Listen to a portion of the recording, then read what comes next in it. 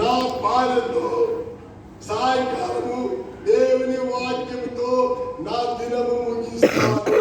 ఎంతమంది పాటిస్తున్నారు, ఎంతమంది అబద్ధికులైపోయినారు. అందుకే ఆశీర్వాదం లేదు. నేను చెప్పినట్లు దేవుడు కుటుంబములు పరలోకముగా మార్చే దేవుడు ఉంటాడు. ఈ లోకంలో మన కుటుంబాలు పరలోకముగా ఉండాలి. దేవుని సన్నిధి ఉండాలి. ఆ కుటుంబంలో దేవుడు విన్నారా? అదే ఆ కుటుంబాన్ని ప్రభు చేయడానికి కోరుకుంటున్నారు. ఒక చిన్న ఆమె సిరియా దేశమును మార్చేసేసారు. ఆమెకు యశోడి కిరీటం దేవుడు ఇస్తాడో తెలియదు. ఆమెకి ఏ బహుమానం ఇస్తాడో దేవుడు తెలియదు. అమ్మా, నిన్ను బట్టి దేశం మారిపోయింది. మీ తల్లిదండ్రులు ఎంత వాక్యం నేర్పించారు నీకు? నీ తల్లిదండ్రులు ఎంతగా ప్రార్థించుంటారు? నీవు అంత భక్తిగా నేర్చుకున్నవే. ఆ రోజులో వాళ్ళు ఏ భక్తి నేర్చుకున్న ఇంట్లోనే, కుటుంబంలోనే, బయట లేదు.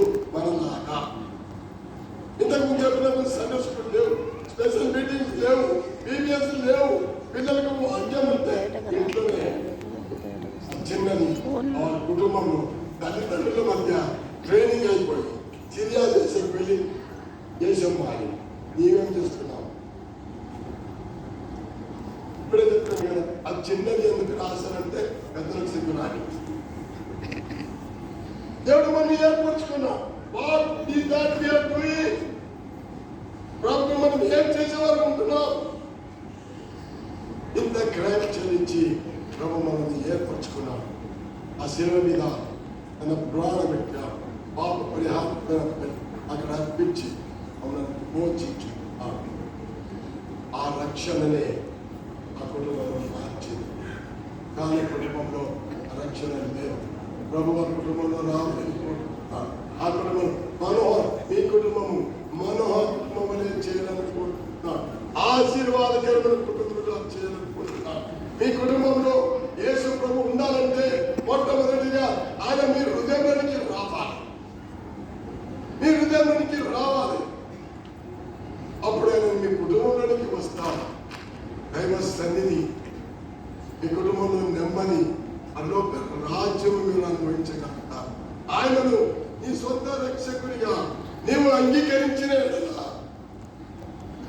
ఈ కుటుంబంలో నెమ్మది, సంతోషం, సమాధానం, పరలోకం అనుభవిస్తారు. దేవుని సన్నిధి అనుభవిస్తున్నారు. ప్రభు అలాగనే ఈ కుటుంబం కూడా మరి మనోహరు జయశేఖర, ఆ కుటుంబం కూడా దైవిక కుటుంబముగా ఉండి ఆ కుటుంబంలో ఈ బిడ్డ బహుగా దేవుని వాక్యము, డాక్టర్ చేయి, ఇంజనీరింగ్ చేయి, అది అప్ యూ. కానీ దేవుని భయపడ, మీరు మోకరిస్తేనే అలా మోకరిస్తారు. మీరు చూడండి, తల్లిదండ్రులు మోకరిస్తేనే పిల్లలు మోకరిస్తారు, లేకపోతే మోకరించారు. నీవు లేనప్పుడు ఏ మోకరించరా అంటే నేను భయపడి మోకరిస్తారు. మళ్ళీ నువ్వు లేనప్పుడు ఎప్పుడు మోకరించారు.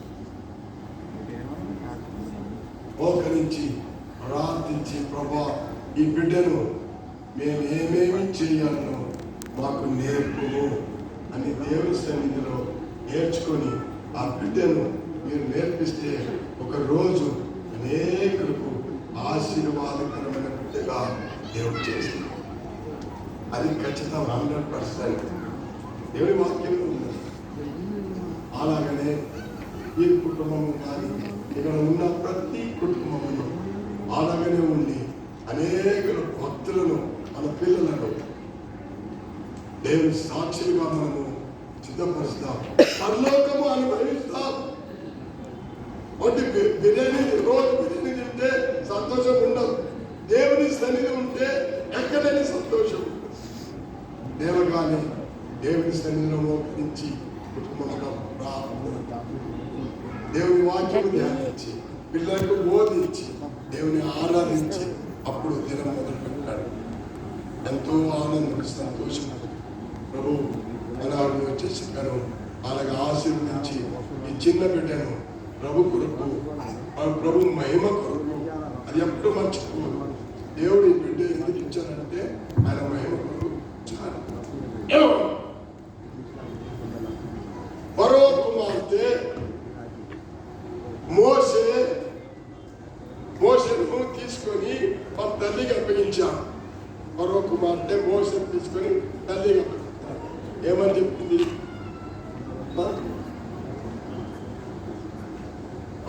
వెరీ గుడ్ మరి చెప్పింది.